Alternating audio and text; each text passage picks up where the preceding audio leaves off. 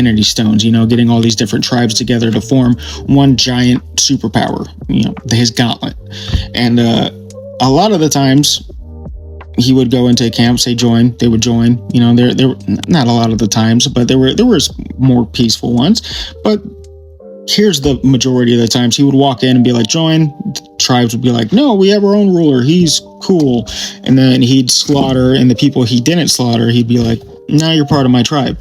And that's how Temujin became Genghis Khan and formed a gigantic strength of a military force behind him.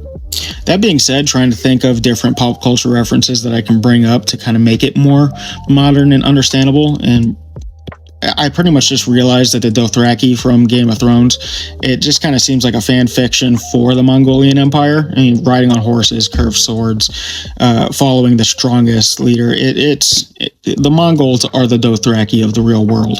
Now, you might just assume that the Mongolian warriors, I almost said Dothraki, were just a chaotic horde, but that actually wasn't the case. Now, they had a very structured military. Genghis Khan would give an order, he'd give it to his higher in command, they'd control their own sectors because he had a vast empire, right?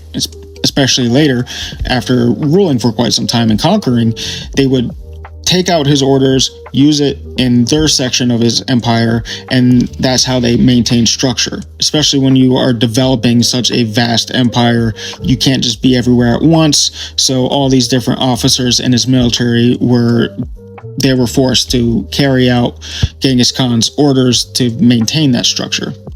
Now, that might seem obvious today because that's how you maintain and organize and keep people in line. But back then, there was a lot of different areas that were just like, I'm in charge.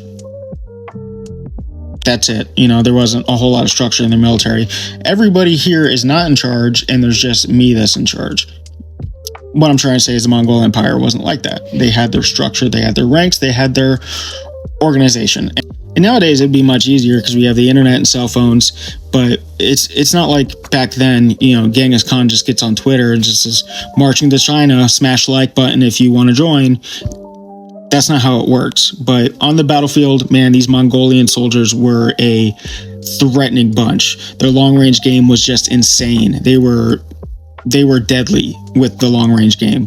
They were so deadly, their murdering machine of choice was, of course, a bow and arrow. And what's good about a murder machine, you can carry two of them. That's what they did. The Mongolian warriors were very well known to carry more than just one set of bow and arrows. They would have two bows and a large amount of arrows on them to support them throughout the battle or the warfare, the marching and conquest and